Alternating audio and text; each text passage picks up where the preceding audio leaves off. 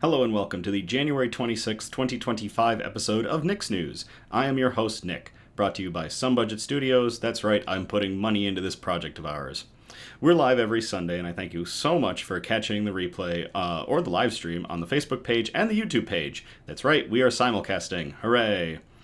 This is a program dedicated to bringing good news to counter all of the bad news that we are bombarded with on a daily basis, with the hope of bringing a little bit of joy back into the world. Several of our articles are pulled from sites like goodnewsnetwork.org and goodgoodgood.co, but we do appreciate all of the articles sent in by you, the viewers. Hello, everybody. The camera is looking crisp for now. The ghost may not attack. We'll see. We were running some last-minute tests before the broadcast started, so fingers crossed. But I am noticing, I think, a bit of Sue's home is cut off. So the careful watch for Sue to show up is a little bit smaller of an area. We might have to work on that, but we'll continue to tweak this as the year goes on to bring, a quality product. Audio seems to be good too. Okay. News brew that we have for today. Hello, Rebecca in the Facebook chat. News brew that we have today is amazing artwork. So this is S'more Stuft by Prairie Artisan Ales, and I'm going to hold this up, get the camera to, there it goes. So I'm just going to rotate this to show you the amazing bottle art that they did on this. Just all these woodland creatures getting a little bit drunk and full of s'mores. So S'more Stuft is a 13.2% ABV, high-octane, bourbon barrel-aged Imperial Stout.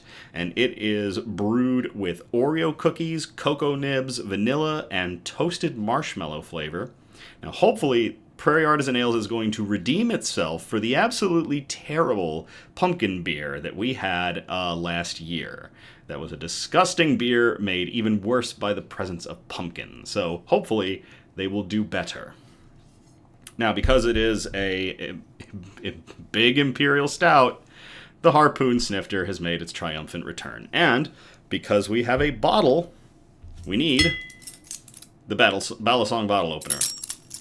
Ooh. There we go. I haven't had to use it in so long. There we go. Try to say that 5 times fast. Barrel-aged Imperial Stout. Bourbon barrel-aged Imperial Stout. Bourbon barrel-aged Imperial Stout. Bourbon barrel-aged Imperial Stout. Bourbon barrel-aged Imperial Stout. Bourbon barrel-aged Imperial Stout. I think that was 5.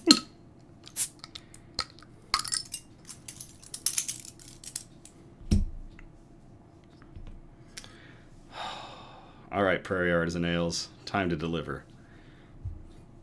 The theatrics of however long it takes me to pour this beer.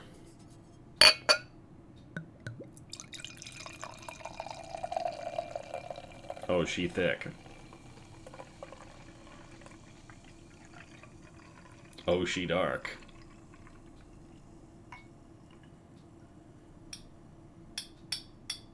I love using my engineering ring to tap out the rest of the beer. Tink, tink, tink. There we go. Every last drop of delicious brew. Yes. All right.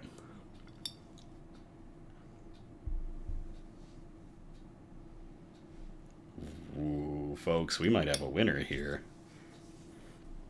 Hello, Kendra in the Facebook chat. All right. Shout-outs. So we'd like to give a shout out to Tesla Tree Services, who's been showing us a lot of love recently. Tesla Tree Services has been liking every single thing we've been putting out, and I can't thank them enough for doing so. Just the little bit of exposure, just any amount of exposure for Nick's News is awesome. So many thanks to Tesla Tree Service and giving them a shout out. If you haven't already, please hit up their social media. Links are in the description.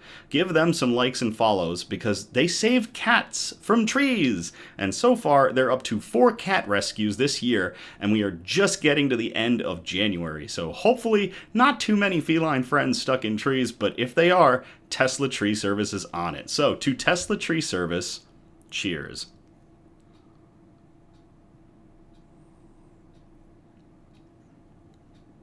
Hey, Julie in the Facebook chat.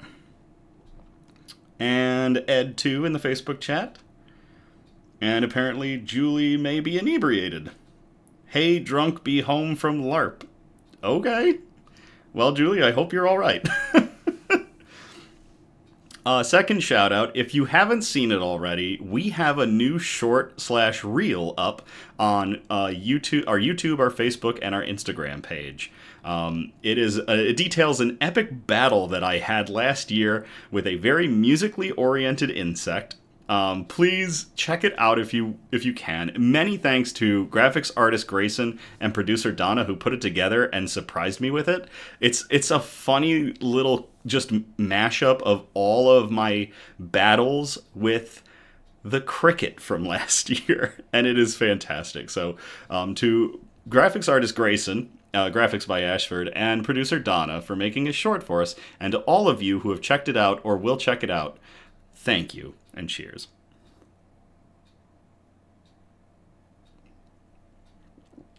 Oh, Julie is driving.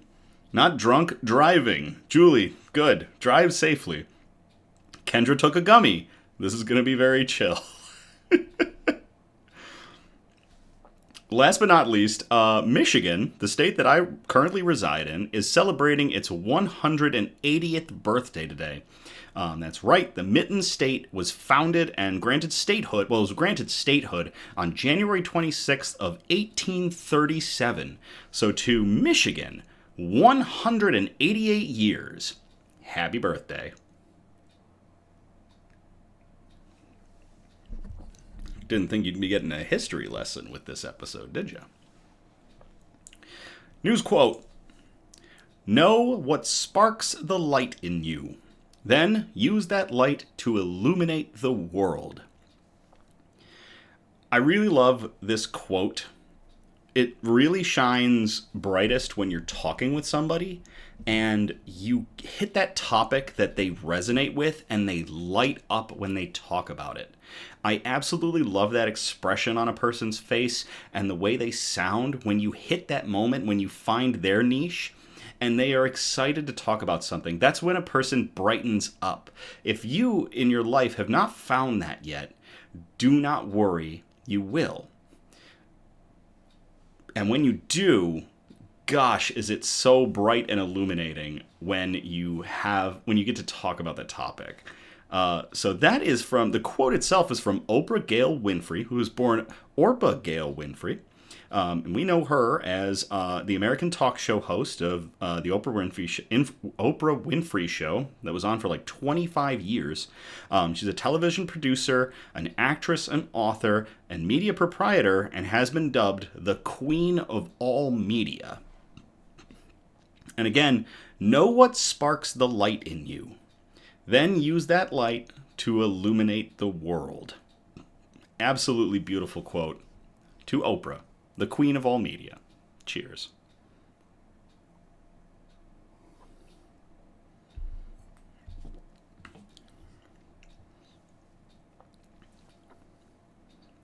Bug update. Elmira is catching Z's. Sue wants to catch hands. Ripley wants to catch crickets. And the Mantis Trio wants to catch one another in an epic game of cat and also cat. We are down to 3 mantises, and they are all still going. And in the meantime, 2 of them, Mean Green and Mr. Stick, which I've named because of their respective colors, have both molted and leveled up again. The only one out of the bunch to not level up is one that we're so far calling the Forest Predator. They blend in really well, and they like to hunt on the forest floor, so of the vivarium. So I think they're going to level up soon, but right now, Mean Green and Mr. Stick are in the lead, and they're all continuing the battle to gain the title of the One and the famous name of Mantis McCloud. So we will see who wins. Legend. How's the camera doing? Before we get into the broadcast, how's the camera looking? I tweaked a whole bunch of settings. Royal Soviet in the YouTube chat. Mantis gods. This beer, the reason I didn't say anything or make any faces is because it's just amazingly solid. Like, holy crap, this beer is fantastic. Prairie Artisan Ales has reclaimed their seat at the table.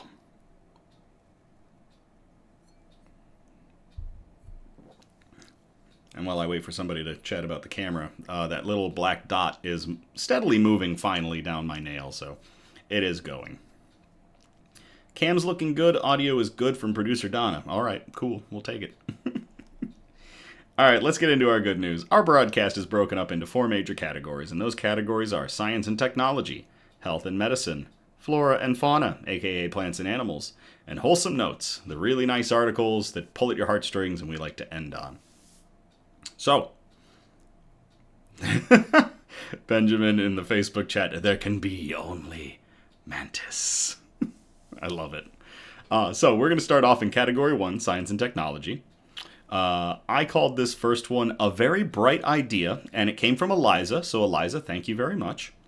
And I will copy and paste this into the chat if y'all want to read along. And hello, Travis in the YouTube chat as well.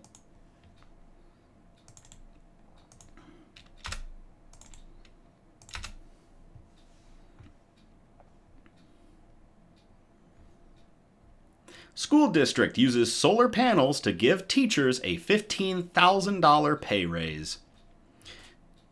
This was posted in Board Teachers on January 25th by David Rode.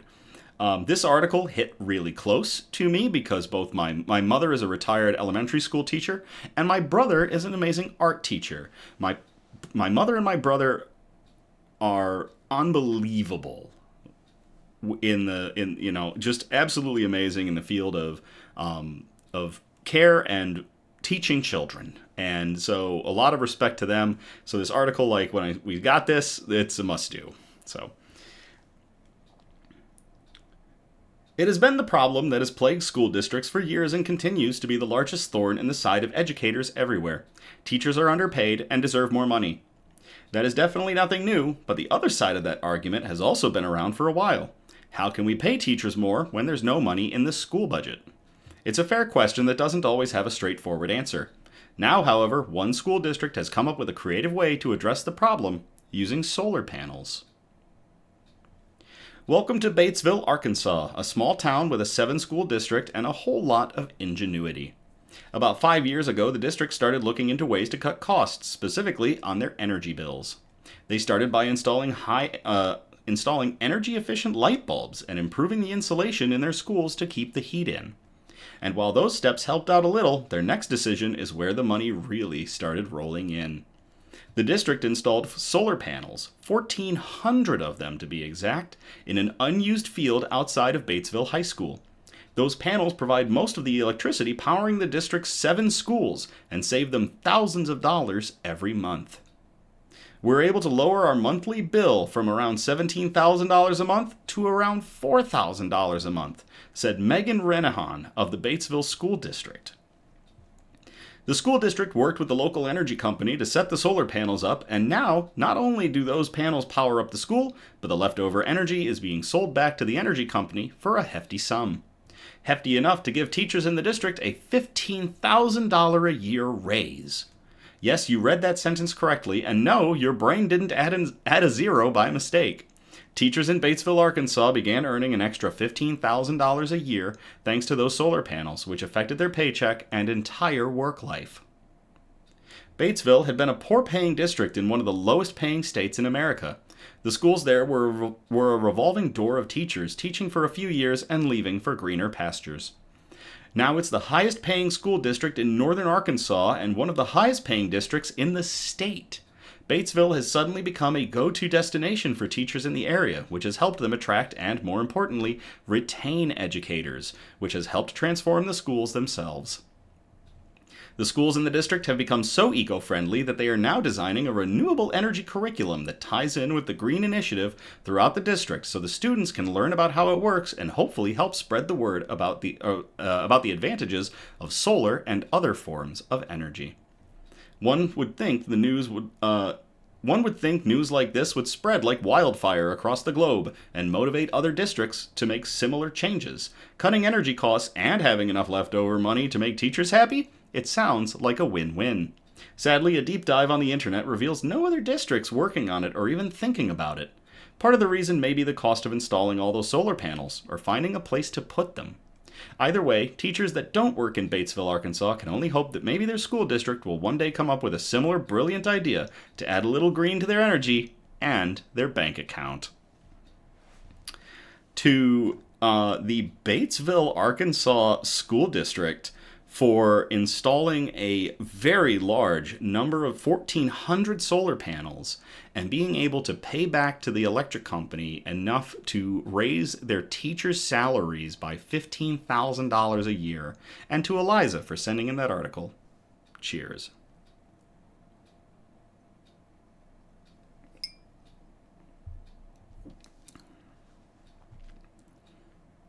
I am and have always been of the mindset that our educators are not paid enough. And so seeing an article like that where a school district that has struggled can make that payback to their educators and provide energy to the power grid, like it is a win-win. Travis in the YouTube, I'ma take my own cheers to that. Fantastic, Travis.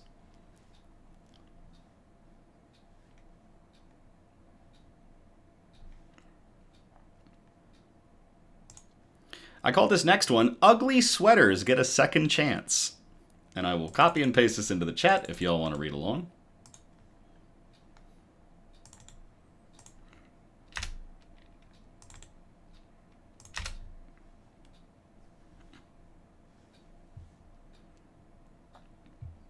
Clothing recycling is taking a giant leap forward. This was posted to reasonstobecheerful.world on January 23rd of 2025 by Klaus Sig.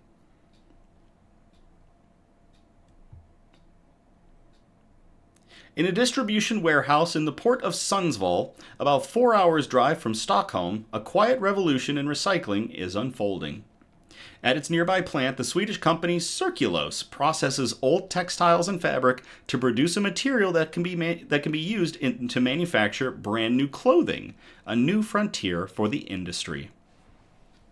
To produce the material, which is also called Circulose, machines the size of a house shred old clothes in a former paper factory. The shreds are further broken down and bleached using chlorine and ozone. A lye solution dissolves zippers and buttons, and the plastic content of the raw material is removed. Other machines then press and dry the pulp into mats, which can be spun into fibers for the production of new textiles, and voila, a new jacket, blouse, or pair of pants can be produced. Some 60,000 tons of textile pulp can be produced in Sundsvall every year, enough for around 150 million new t-shirts. According to Circulose, no other company produces such materials at scale from 100% textile waste using a closed-loop chemical recycling process. The industry urgently needs this. In the last 20 years, the global production of textile fibers has almost doubled to 120 million tons annually. Experts predict an increase to 160 million tons by 2030. Much of it ends up in the trash after only a few uses, as fast fashion churns out clothes so cheap they hardly seem worth wasting. Hardly seem worth washing. In the European Union, over 5 million tons of textiles were tossed last year, 26 pounds per person. The average American is responsible for nearly 3 times as much, about 70 pounds per person per year, only 15% of which is resold or recycled. Well, if Plato's Closet would take some clothes back, maybe that wouldn't be the case. The remaining 85% is discarded in landfills or incinerated. These figures are from 2018 and have likely risen since. The consequences for the climate and environment are enormous, from the Chilean Atomica Desert to the beaches outside the Ghanaian capital of Accra. Mountains of textile waste reach toward the sky, growing higher every year. According to estimates by the European Environment Agency, the fashion industry is responsible for 10% of global greenhouse gas emissions. The production of textiles consumes huge amounts of water, cotton, wood, fertilizer, and petroleum-based plastics, and contributes to deforestation and agricultural waste. Yet textile recycling has largely been limited to turning old clothes into simple products like cleaning cloths or upholstery fillings, not new high-quality clothes. People have been asleep for a long time when it comes to textile recycling, says Sabrina Mauter, a scientist at the Nitterheen University of Applied Sciences Textile and Clothing Technology. But the industry is starting to wake up. The university is working with startups and established companies on innovative processes for recycling textiles into new high-quality clothing. Its research helped launch the startup Eden, which uses chemical recycling to break down polyester into its basic components and obtain cellulose from cotton wool. A pilot plant is planned for 2025. In Braunschweig, in northern Germany, the established recycling specialist Retec has developed its own method for removing polyester from blended fabrics, and the French company Carbios is involved in the fiber-to-fiber recycling of polyester using enzymes. It's no coincidence that many processes deal with polyester. At 55 million tons per year, it is now the main raw material in textile production, more than twice as common as cotton.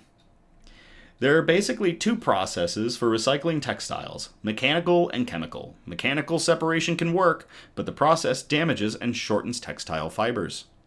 After being recycled 2 or 3 times, the fibers are so short they can no longer be reused for the production of textiles, says Sabrina Mauter. Chemical processes break down the raw materials into their basic components, such as monomers and polymers, allowing them to be recycled again and again and again. Startups are sprouting across Europe, like the Dutch company Circularity, whose recycled t-shirts are worn by police in Berlin and employees of a large mobile phone provider in the Netherlands. But the big players in the textile and chemical industry are getting involved too. At the beginning of 2024, the German company BASF teamed up with fashion giant Inditex to introduce a nylon material recycled from textile waste. Since then, Inditex subsidiary Zara has been selling a jacket made entirely from this material. H&M has also announced that it will start selling reused textiles. Its subsidiary, Sire, plans to start producing fibers from recycled polyester using enzymes, so a lot of different companies getting in on this. We opted for this process because of its simplicity and efficiency, explains spokesperson Emma Stjernlof. The process produces up to 85% less CO2 compared with the production of new polyester. Sire plans to put a pilot plant into operation in North Carolina this year. In 2027, 2 plants with a capacity of 250,000 tons each are to be built near large textile production centers in Vietnam and Spain. Which of these recycling processes will emerge as the gold standard? It's impossible to say, as there won't be one process that can be applied to all textiles, says Andre Lehman of the Fraunhofer Institute for Applied Polymer Research, or the IAP. And there are challenges. The smallest impurities, like metals in dyes, can disrupt the polymerization process. Lehman has also says that the various mixed fabrics, dyes, and materials in the production of textiles makes recycling difficult, but the industry is working on it. The example of Circulose, formerly known as Renewcell, shows that a functioning process does not automatically lead to success. The Swedes spent almost 10 years developing their process at the Royal Institute of Technology in Stockholm before a pilot plant was put into operation in 2019, and the large factory opened in Sundsvall 3 years later. The company's customers and partners included major players in the industry, such as Zara, Massimo Dutti, Levi's, and H&M, who were also the most important shareholders in the company. However, the capacity of 60,000 tons of pulp was never reached. In 2023, Renewcell produced 18,000 tons of material, and in January of 2024, only 174 tons. It filed for insolvency in February. In June, the Swedish investor Altor purchased the remaining assets and assumed ownership. These struggles stem from a range of challenges. The material for Circulose is more than 1/3 more expensive than the raw material used in textile production, such as cotton, polyester, or cellulose. And many global manufacturers remain hesitant to add recycled textiles to their production lines, instead waiting to see whether they'll be required to do so by law. And even textiles made from recycled materials eventually end up in the bin. It would be much more important to improve the durability and service life of clothing and to ensure that it can be reused and repaired, says Clara Lowe, circular economy expert at the OCO Institute in Freiburg. Only then should the focus be on improved recyclability. First and foremost, the textile industry needs to produce more sustainable clothing, and less of it. Very interesting. I was not aware of how almost impossible it is to recycle textiles and the number of different companies that are all buying in to try to do so.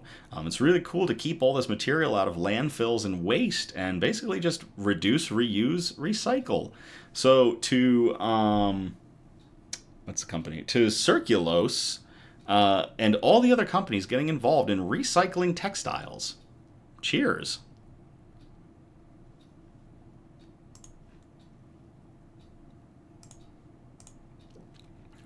I don't want to stop drinking this beer. This beer is awesome. Oh my gosh. Oh my gosh, this beer is amazing. It really is fantastic. Oh, let me pull my stuff back up.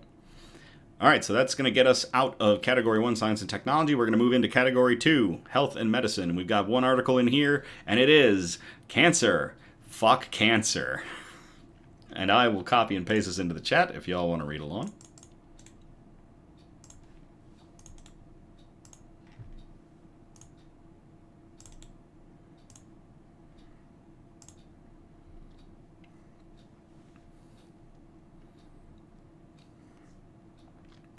The ultra-fast cancer treatments which could replace conventional radiotherapy.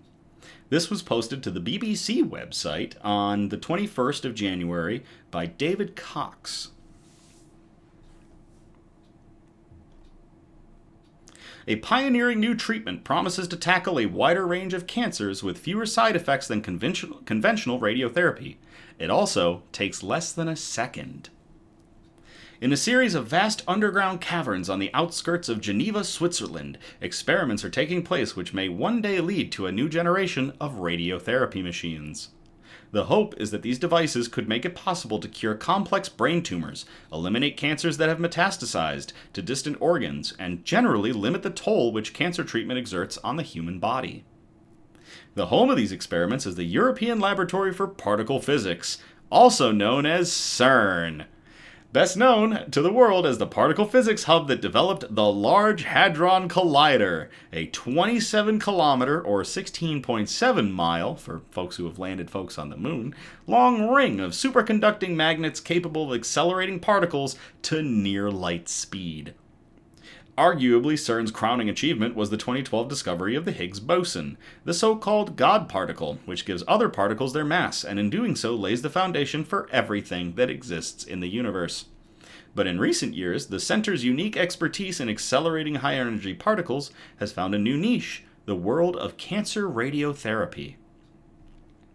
I think I have a friend from high school that went into cancer radiotherapy. I should check in on that. 11 years ago, Marie Catherine Vozanen, a radiobiologist now working at Geneva University Hospitals, or HUG, and others published a paper outlining a paradigm-shifting approach to traditional radiotherapy treatment, which they called FLASH. By delivering radiation at ultra-high dose rates with exposures of less than a second, they showed that it was possible to destroy tumors in rodents while sparing healthy tissue.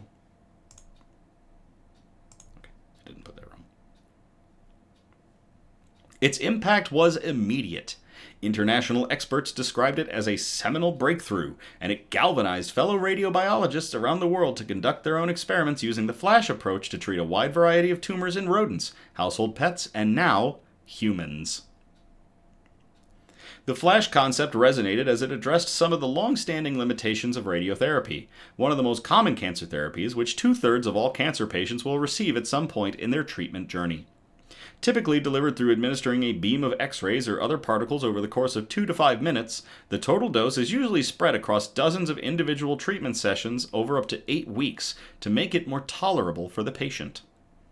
Over the past 3 decades, advanced imaging scans and state-of-the-art radiotherapy machines have made it possible to target an individual tumor with increasing precision, but the risk of damaging or deadly side effects is still present. Vozanen cites the example of pediatric brain tumors, which can often be cured by blasting the brain with radiotherapy, but at a great cost. The survivors are often left with lifelong anxiety and depression, while the impact of the radiation affects brain development, causing significant loss of IQ, she says. We're sometimes able to cure these kids, but the price they pay is high. Billy Liu, a professor of radiation oncology who runs the Flash Sciences Lab at Stanford University School of Medicine in the U.S., explains that tumors, especially those of large volume, are rarely neatly segregated from the surrounding tissue.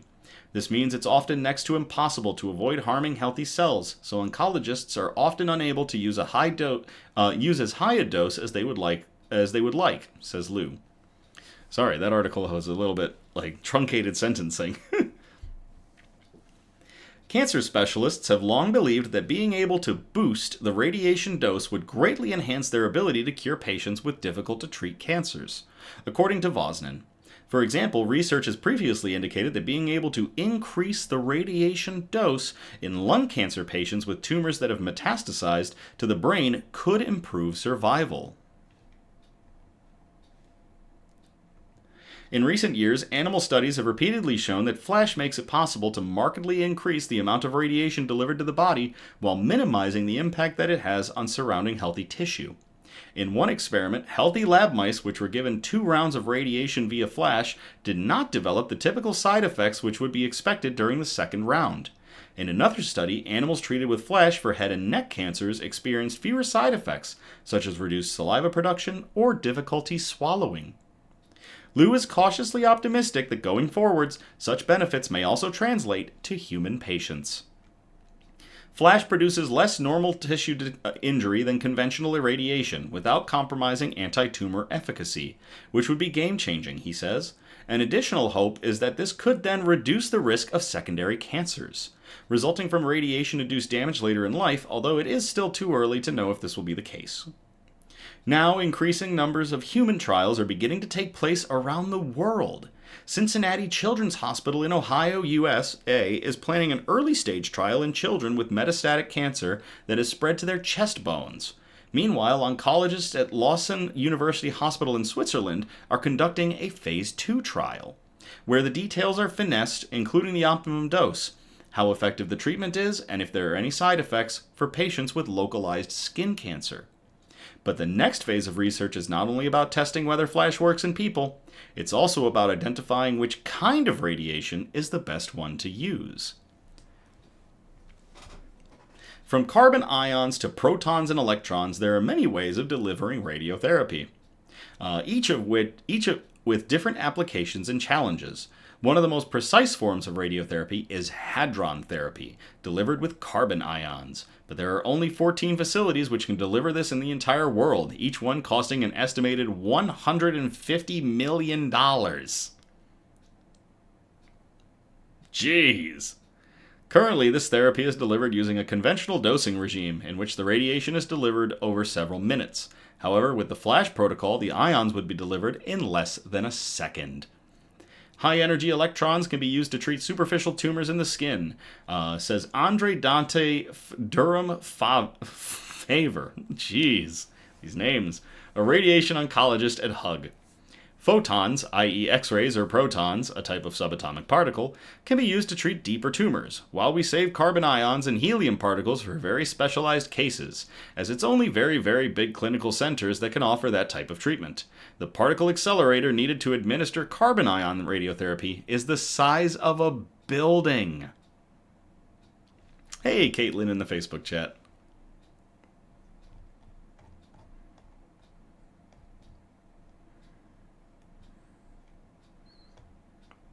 There we go. This is one tricky problem with flash therapies, because creating subatomic particles requires extremely complex particle accelerators. At the moment, this treatment can only be delivered via vast pieces of equipment in specialist centers, which is expensive, which means patients will most likely need to travel long distances for their treatment. And while researchers hope that eventually flash will be available to everyone who needs it, at the moment, treatments such as proton therapy are only available to a relatively small minority of patients.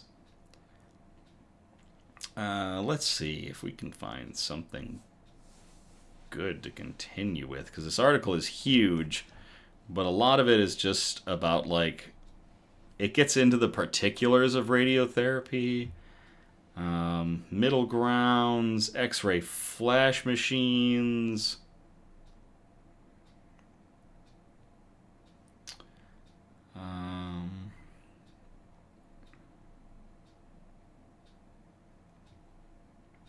Here we go. The challenges behind these statistics go beyond the mere cost of the machines, so very large machines that cost a lot of money. In hot and humid environments, radiotherapy particle accelerators often break down, and with few trained technicians, repairs can take time.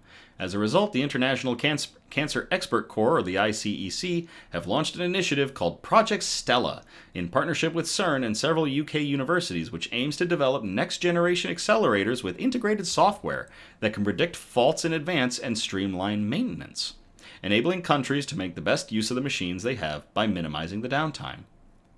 Durham Favor is optimistic that flash machines could also have a role to play, eventually making it easier for cancer patients living in low and middle-income countries to receive the treatment they need. Instead of needing to repeatedly travel long distances over the course of many days and weeks to receive multiple radiotherapy sessions, flash could enable them to receive it all in either a single session or a small handful of sessions. Because each treatment takes less than a second, it would also enable doctors to treat many more patients in a single day. If we can get a normal-sized machine that fits in all the hospital bunkers in the world that can administer flash, that can allow countries to treat many more patients, says Durham Favor. Favor? I think it's Favor. If instead of treating 50 patients a day, you can treat 150, you're massively increased your capacity and your ability to handle the public health need. Many experts feel that this would also yield substantial cost-saving benefits for high-income countries, as well as having a potentially enormous improvement for patients' quality of life. It should be a more cost-effective treatment once the initial investment is made, since much fewer treatments are needed, says Konstantinos Komenis, a professor of radiation oncology at the University of Pennsylvania Perelman School of Medicine in the U.S. Savings to the health system could also come due to fewer hospitalizations due to complications, he adds. The first step, Komenis explains, is investigating just how good flash is and whether it's actually better than standard radiotherapy. So to everybody at CERN and all of the facilities across the world that are looking into flash to target and destroy tumors with very powerful radiation or radiotherapy in very short periods of time and fewer sessions, cheers.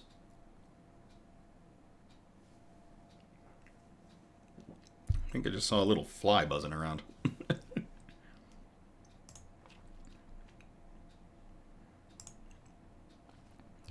All right, so that gets us out of health and medicine. We're going to jump into category 3, flora and fauna, aka plants and animals.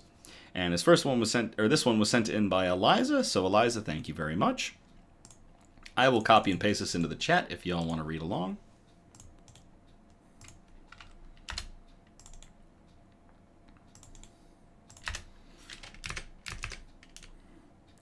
And I called it All Creatures Big and Small. True title, though, We Sing to Them. LA Stables Turn Noah's Ark for Fire Rescue Animals. This was posted to the BBC.com on the 14th of January 2025 by Crystal Hayes and Kayla Epstein. The trailers arrived all at once, carrying hundreds of horses fleeing the Eaton and Palisades fires in Los Angeles. Some horses came solo, others in trailers packed with fellow animals. Many had their owners, but others arrived alone, brought in by their rescuers or animal control. Pigs, donkeys, and miniature horses followed. Within 24 hours, the Los Angeles Equestrian Center had been transformed into a modern-day Noah's Ark. Over the last week, it had sheltered hundreds of animals from the disaster as part of its official role as one of the city's large animal shelters. The facility, tucked in the shadow of Griffith Park, has taken in more than 200 horses, on top of the roughly 500 already living there. Last Tuesday and Wednesday were chaos, said Jenny Nevin, a spokeswoman for the Equestrian Center. The facility cataloged every horse that arrived, making sure they could be reunited. Sheltering the animals came at no cost for the owners, thanks to the support of public donations and frequent drop-offs of free hay, feed, and other supplies. Sorry. Sergio Marcial was one of the dozens of people who brought animals here after their own facilities were destroyed or threatened. A week ago, he and his girlfriend, Jenny Bacon, raced to help rescue more than 70 animals from the Eaton Dam stables while battling flames so intense that his face mask caught fire and his eyeglasses shattered and warped.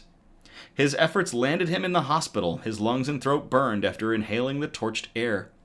1 week later, Mr. Martial, 29, and Miss Bacon, 30, walked Arthur and Playboy, 2 miniature horses he helped save that night, around their new home. Here they were safe from the fires, and they seemed calm and friendly despite everything they had endured. It still hurts to swallow, Mr. Martial said, pointing to a face mask he's required to wear to prevent infections. I'd do it all again. No questions. Most of the sheltered animals' owners have been identified, and several owners spent Tuesday afternoon walking their horses around the stables.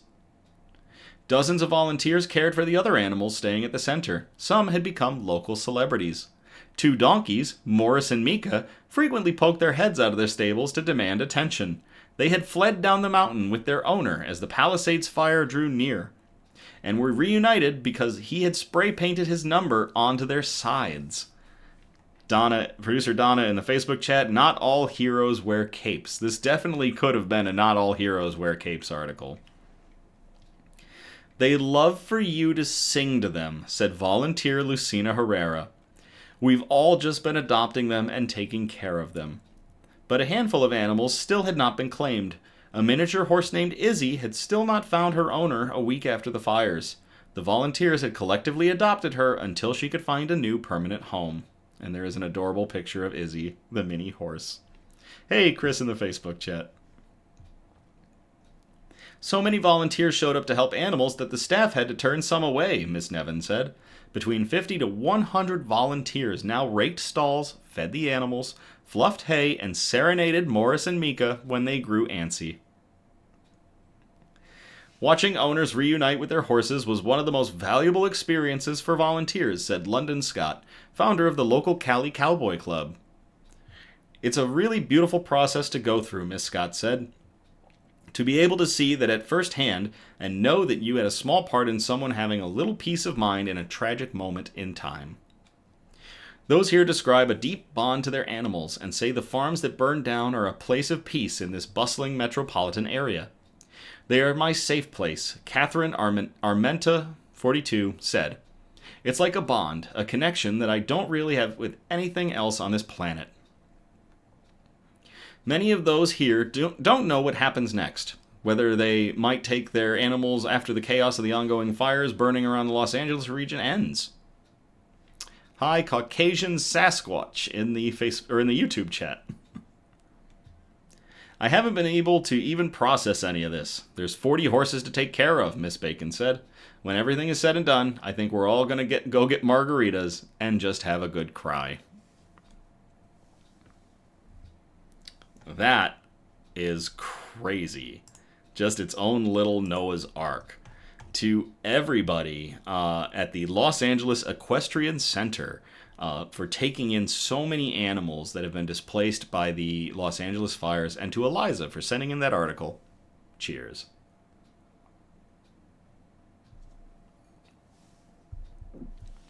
Ooh, that's a big beer.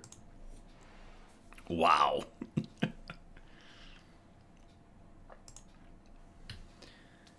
All right, so that gets us out of flora and fauna. We're going to move on to category 4, the wholesome notes. I called this first one block at a time. I'm going to copy and paste this into the chat if y'all want to read along.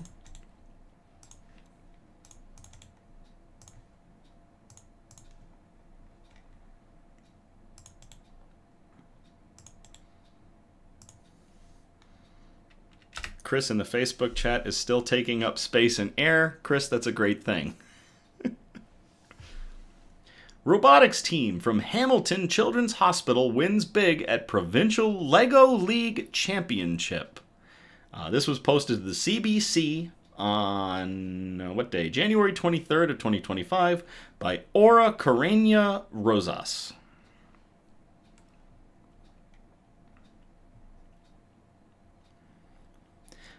Constructing anything from Lego can be creative, albeit a time-consuming and challenging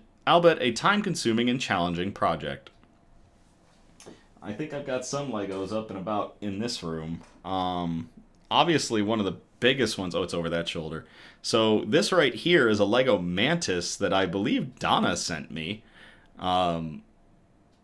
Producer Donna, I believe, sent me this pack. It's an absolutely beautiful Lego set.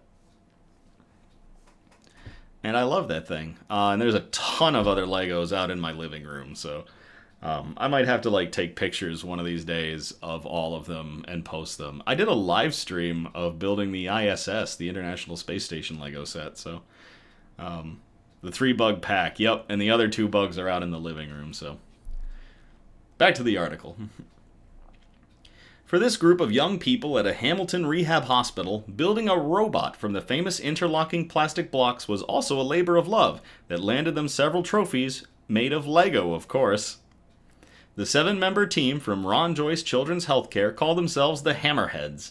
They were among about 400 students from grades 7 to 9 who participated in the first Lego League Provincial Championship on Saturday and Sunday at the Durham College in Oshawa.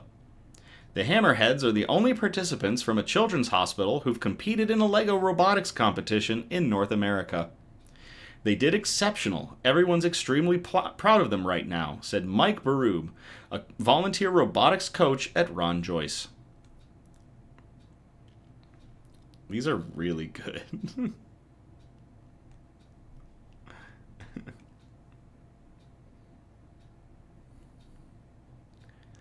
Because of the reasons why they're at the children's hospital, they learn perseverance, they learn trial and error, they learn how to engineer their environments, he said.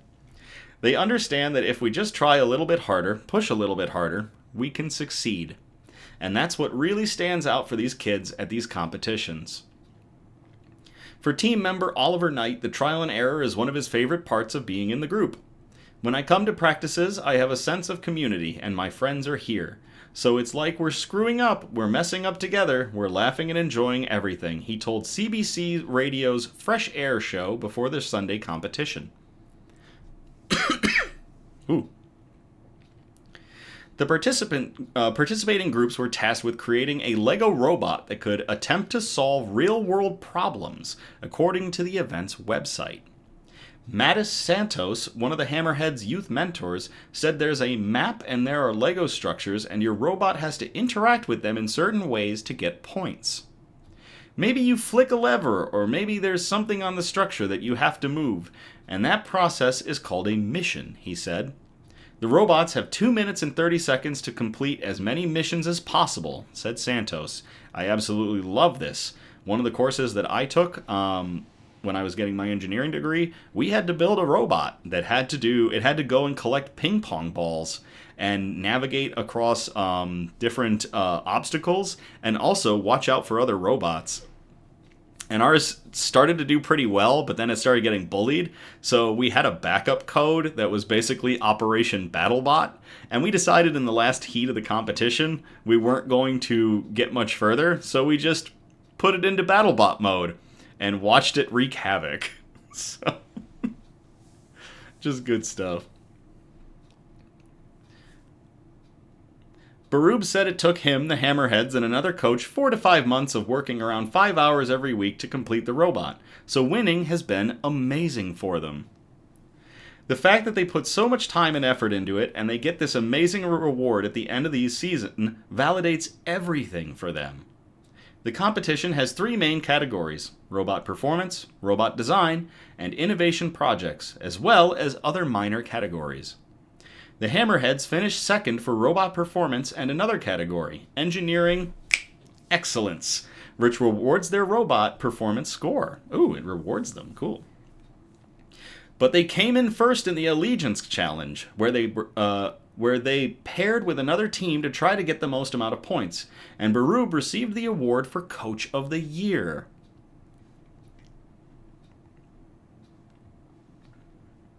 That's awesome. He credited the amazing team, which made his job a lot easier, for the honor. Barub said a big part of the work is getting children to calm down and enjoy the moment.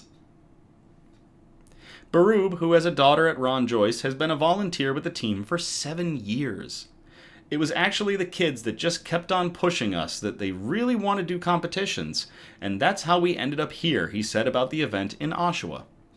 But the original idea came from Lindsay Bray, a clinical leader for Hamilton Health Sciences Development Pediatrics and Rehabilitation Program, who wanted to introduce the competition. We're always trying to work with kids, and we're always asking kids to do things that are hard, she said. So we're always looking for those things that are going to be motivating and meaningful and fun, those types of activities. Bray said Lego is great for working on fine motor skills and hand strengthening, so after learning about the competition, she felt it'd be a great idea. Barub said the next steps for the Hammerheads include figuring out how to get to the next level of robotics, the first tech challenge, and keeping children interested in science, technology, engineering, and mathematics, or STEM. We're trying to facilitate how do you keep them going all through high school doing these robotics groups. That way they have potential careers in STEM, he said. That is awesome. To everybody, to the team, the Hammerheads, their coach Mike Barub from Ron Joyce Children's Healthcare, for winning this Lego competition. Cheers.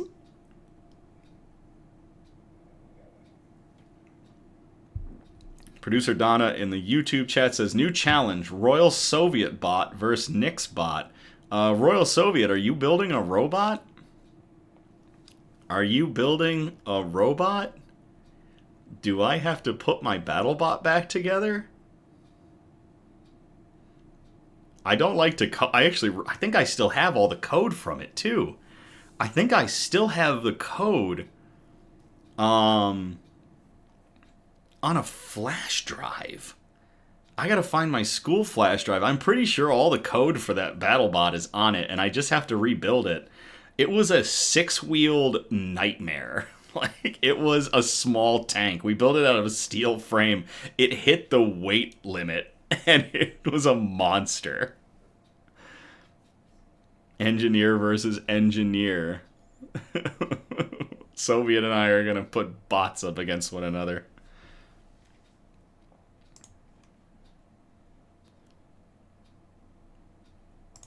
All right, last article of the night. This one comes from Cassidy. So Cassidy, thank you so much for sending this in. I called it Unconditional Love. And I'm going to copy and paste this into the chat if y'all want to read along.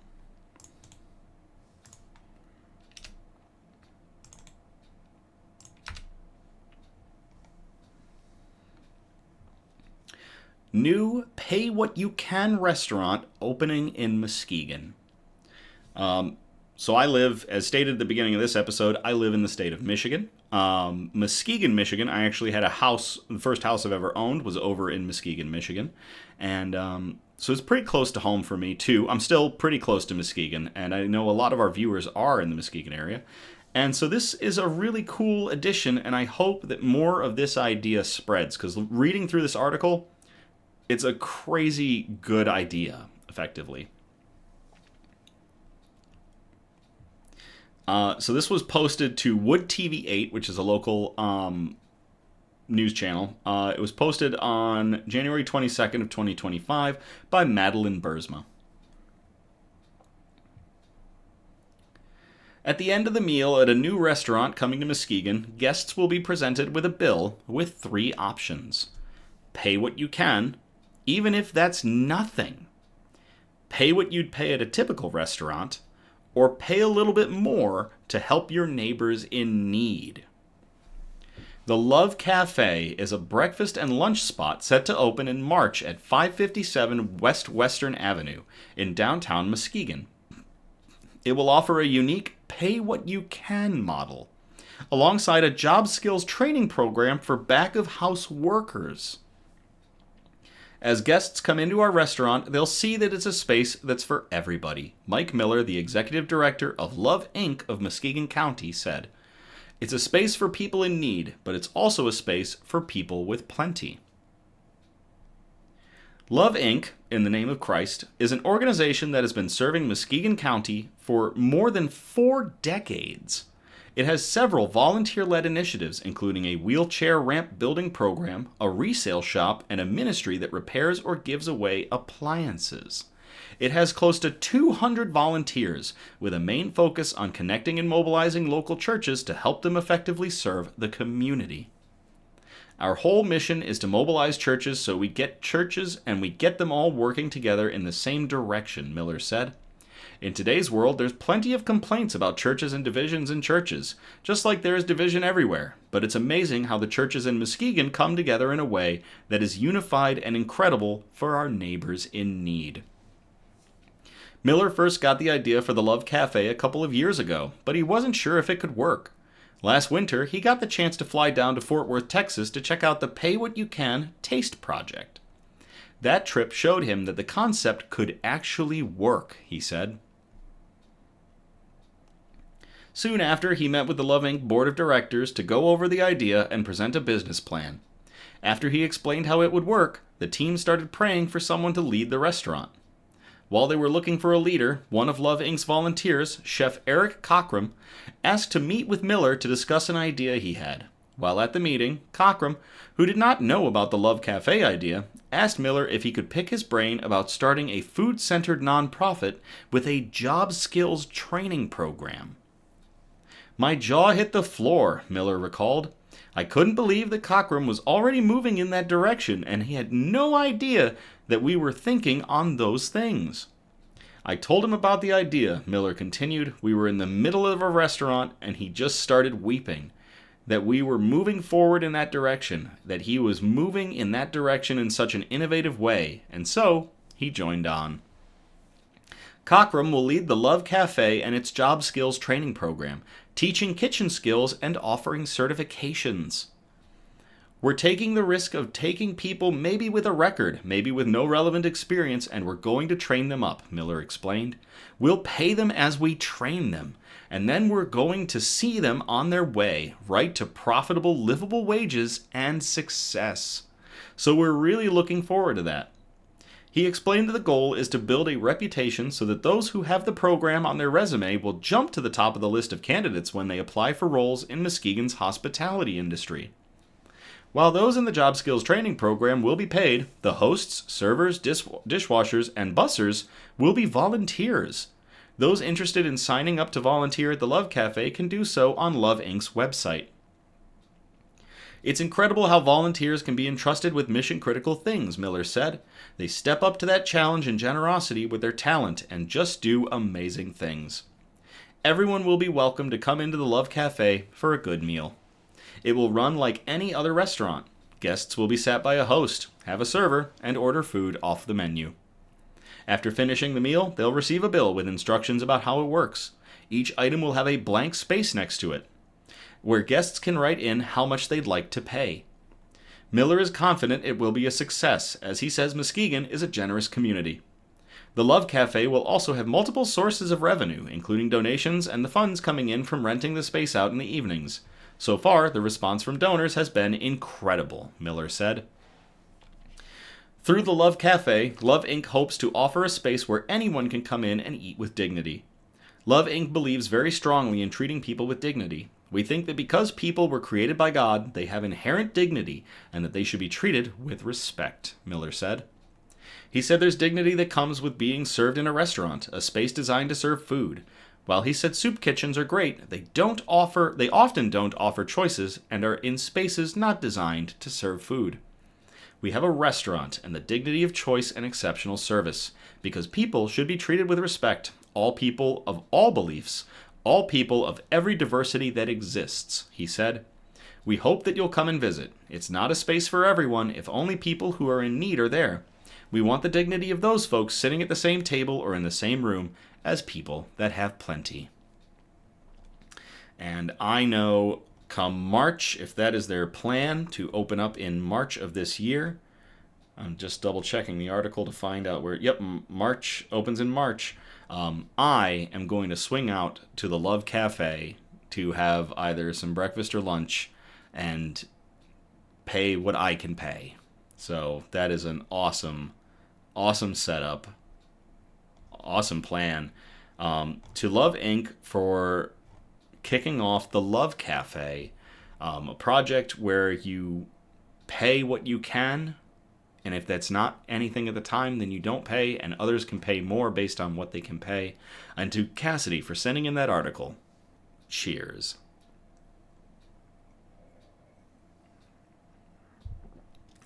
Producer Donna in the Facebook chat saying, makes note to check on them for follow-up episodes. Producer Donna, I'll give us a review. I'll do a review. That's really cool. That is really neat. So thank you again on that one. That is about everything tonight. 6 great articles.